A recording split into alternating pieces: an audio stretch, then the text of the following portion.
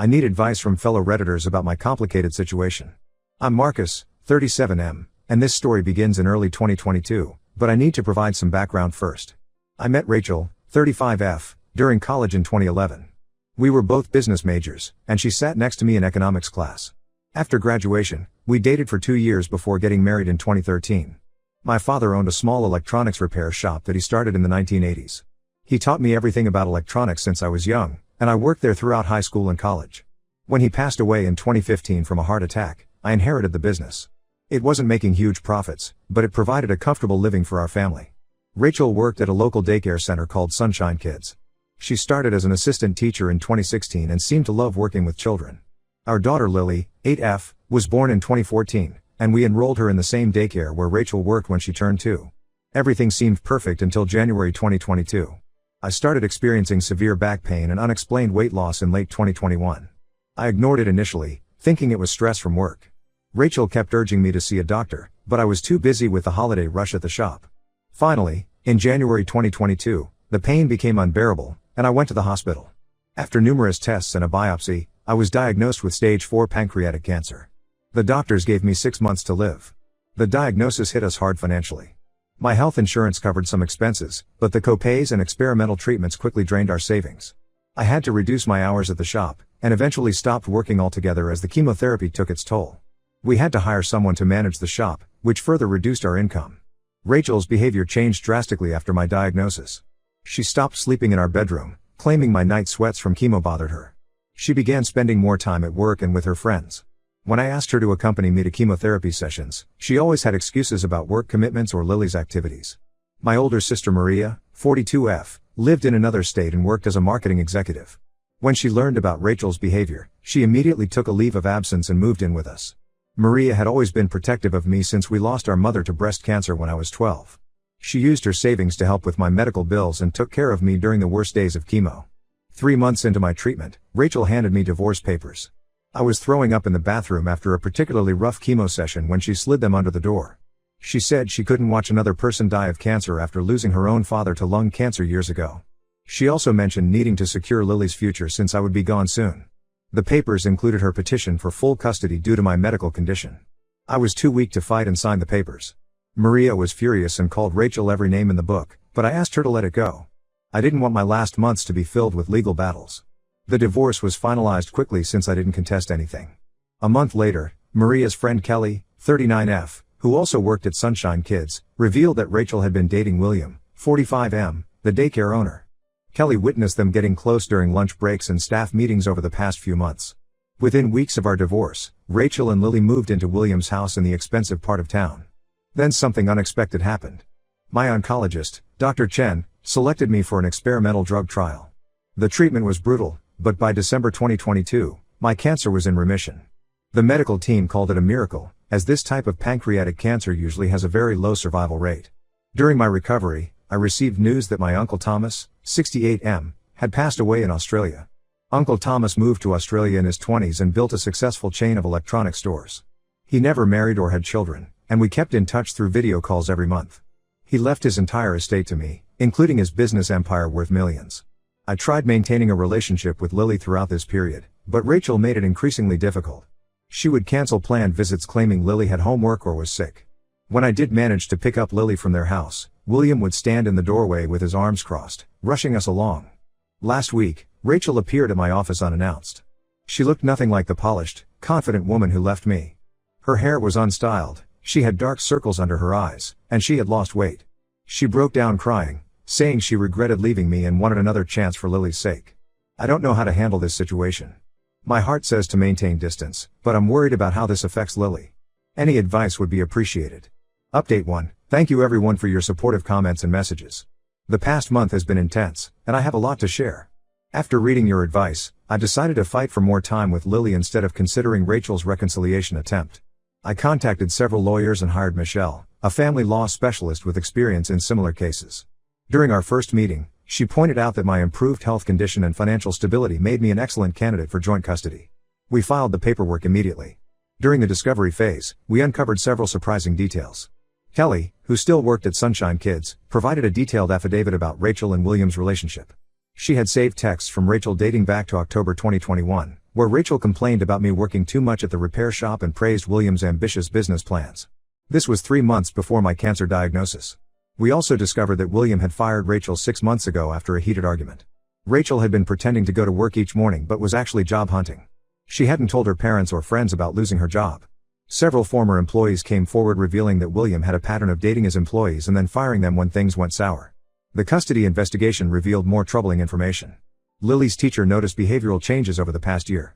My daughter went from being an outgoing, happy child to becoming withdrawn and anxious.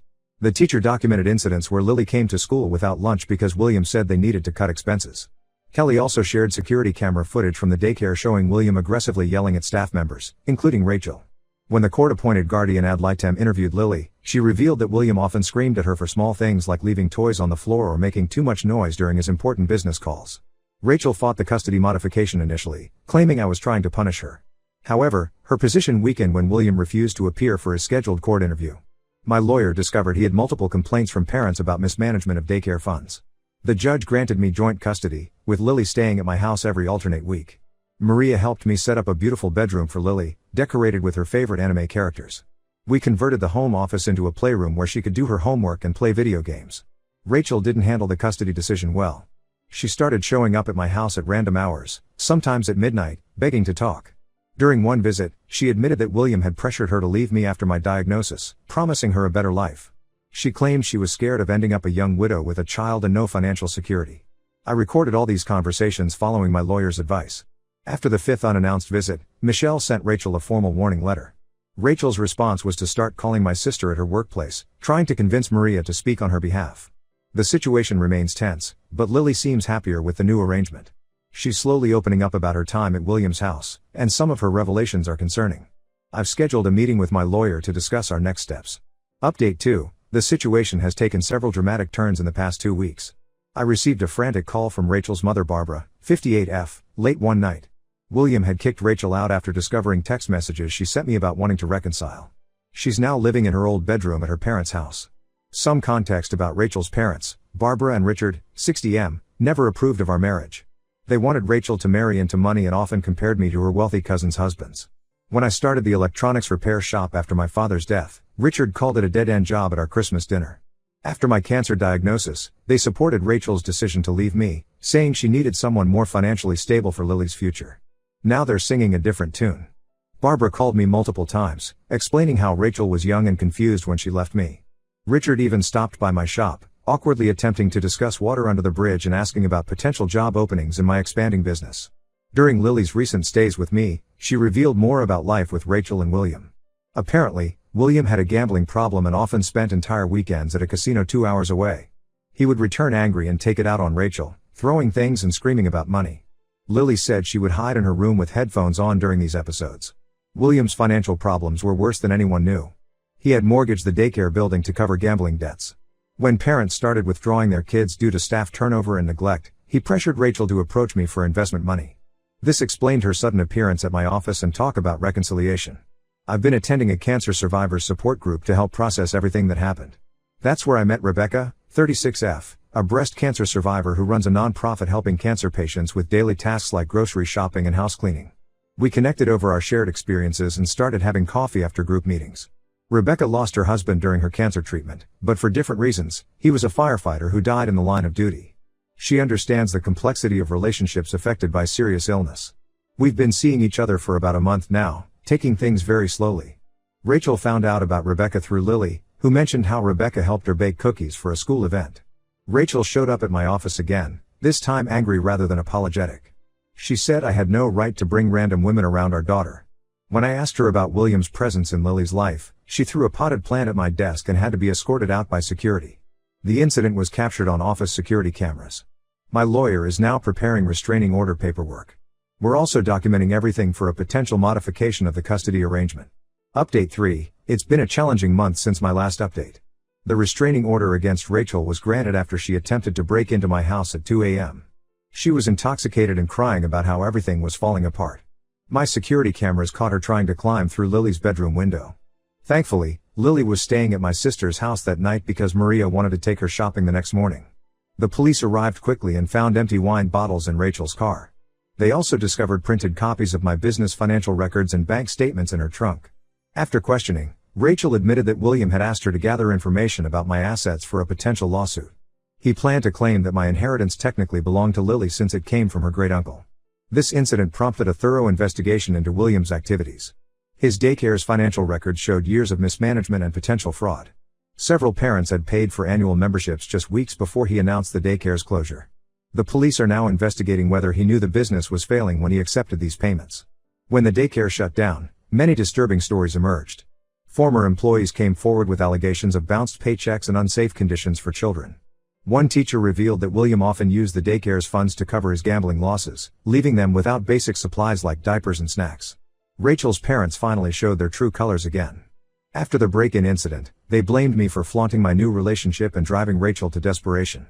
Barbara even contacted local newspapers trying to plant stories about how I abandoned my family during my illness. Fortunately, the journalists reached out to me for comment, and my lawyer provided them with court documents showing the true timeline of events. The custody situation has changed significantly. Following the break-in attempt and the revelations about William's planned lawsuit, my lawyer filed for emergency custody modification. The judge granted me temporary full custody with Rachel receiving supervised visitation twice monthly at a family center. Lily has been seeing a child counselor to process everything. During these sessions, she revealed more about the emotional abuse she witnessed at William's house. The counselor's report was instrumental in the judge's decision to modify custody. Rebecca has been incredibly supportive throughout this chaos. She helps Lily with homework and introduced her to art therapy, something that helped Rebecca's own children cope with their father's death. However, we're still taking our relationship slowly, focusing primarily on creating a stable environment for Lily. Maria continues to be our rock. She's officially become my business partner, managing our newly opened locations while I focus on the original shop and Lily. Her marketing expertise has helped us expand faster than I expected. A small part of me feels pity for Rachel, watching her life unravel like this. But then I remember those months of lying alone in a hospital bed, thinking I was dying, while she built a new life with William. Some betrayals can't be undone, no matter how much someone claims to regret them. Life is settling into a new normal. Lily's grades are improving, and she started taking karate classes. I'm still cancer-free, though the fear of recurrence never quite leaves. Most importantly, I've learned that sometimes losing what you thought you needed makes room for something better. I won't be updating this post again. Thank you all for your support and advice throughout this journey. Your comments helped me stand firm when I was tempted to give Rachel another chance, and for that, I'll always be grateful.